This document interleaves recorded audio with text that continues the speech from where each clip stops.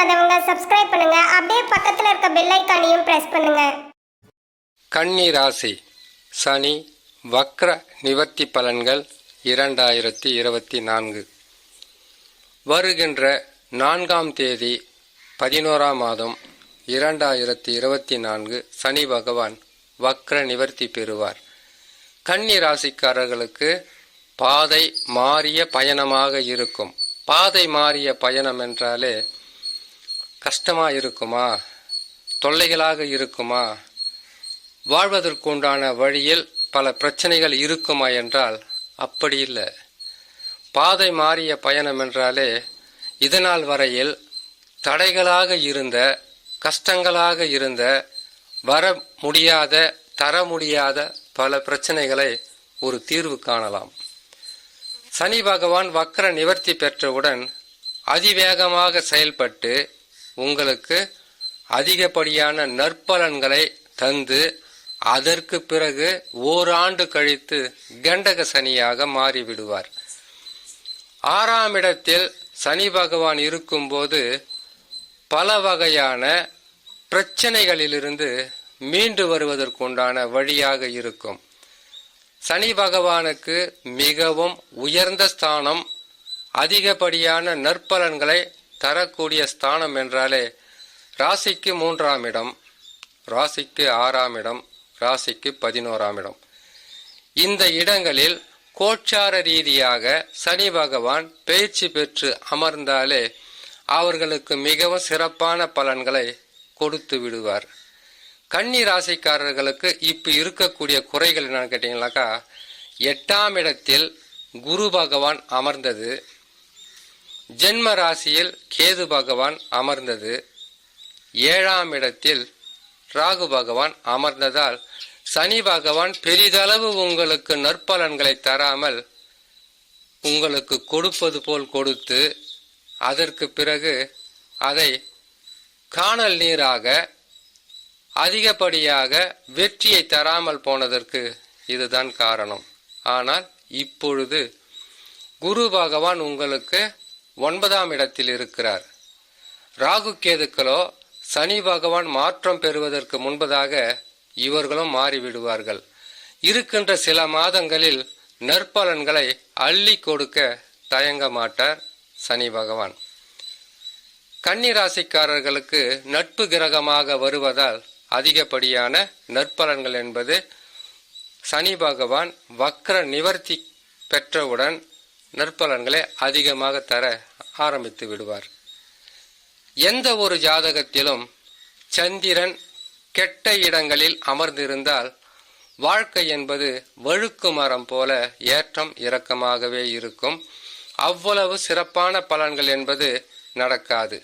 சந்திர பகவான் ஒளி கிரக வரிசையில் வருவதினால் சந்திர பகவான் கெடுவது என்பது அவ்வளவு நற்பலன்களை தரமாட்டார். போராட்டங்கள் அதிகரிக்கும்.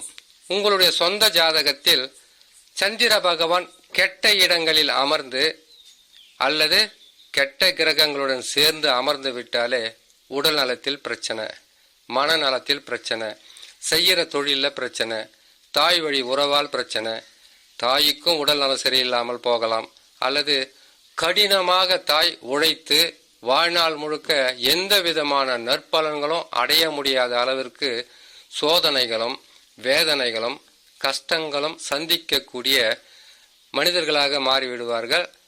சந்திர பகவான் கெட்ட இடங்களில் அமர்ந்த தாயாருடைய வழி.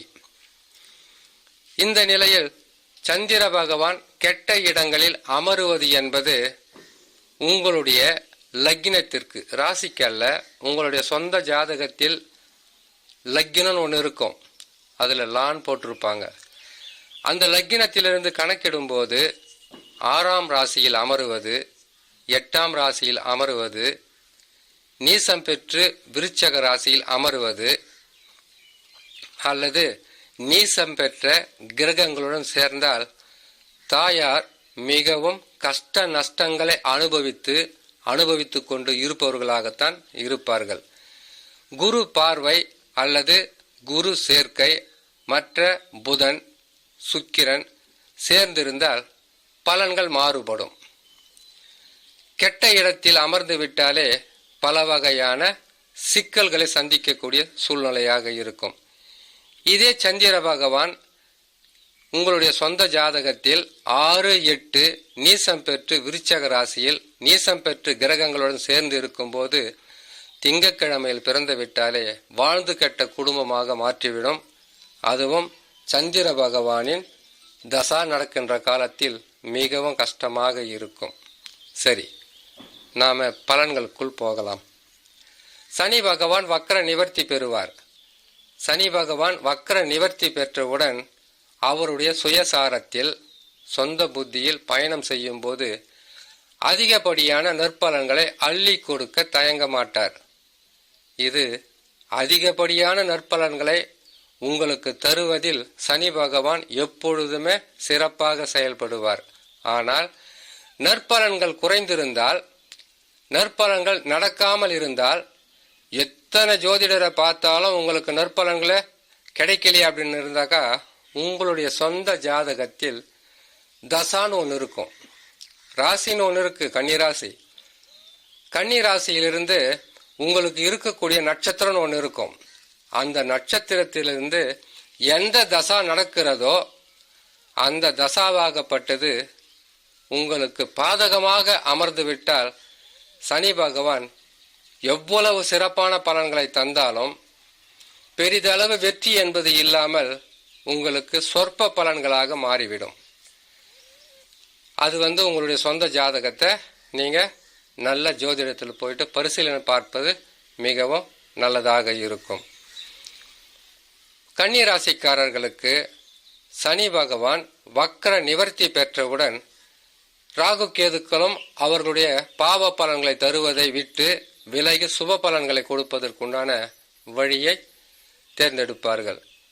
இதனால் வரையில் தடைகளாகவோ அல்லது வருமான குறைவோ குடும்பத்தில் சுப நிகழ்ச்சிகள் என்பது பெரிதளவு தடைப்பட்டு சென்றிருந்தாலும் நற்பலன்கள் என்பது நடக்காமல் அசுப பலன்களாகவே இருந்தாலும் சனி பகவான் வக்ர நிவர்த்தி பெற்றவுடன் கன்னி ராசிக்காரர்களுக்கு மிகவும் வேகமாக செயல்பட்டு நற்பலன்களை அள்ளி கொடுப்பார். இதில் எந்த விதமான மாற்றமும் அல்ல. தசா நல்ல நிலையில் அமர்ந்து விட்டாலே மிகவும் சிறப்பான பலன்கள் என்பது எப்பொழுதும் நடந்து கொண்டே இருக்கும்.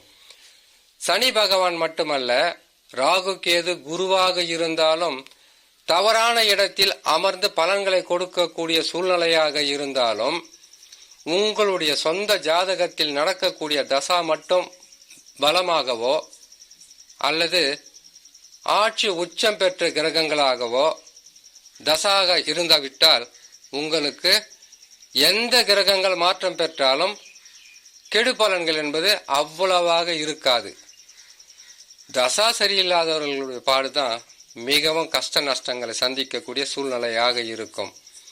ஆகையால் கன்னி ராசிக்காரர்களுக்கு சனி பகவான் வக்ர நிவர்த்தி பெறுவது மிகப்பெரிய ஒரு நற்பலன்களும், வருங்காலத்திற்காக உங்களுடைய வாழ்க்கைக்காக நீங்கள் செய்கின்ற தொழிலுக்காக நீங்கள் அதிகப்படியாக வாழ்க்கையில் முன்னேற்ற பாதைக்கு கொண்டு செல்லக்கூடிய அமைப்பில் சனி பகவான் வக்ர நிவர்த்தி இருக்கும் என்று சொல்லி இன்னொரு நல்ல பதிவில் உங்களை நான் சந்திக்கிறேன். நன்றி, வணக்கம். மேலும் தகவலுக்கு எங்கள் சேனலை மறக்காம சப்ஸ்கிரைப் பண்ணுங்க. நன்றி.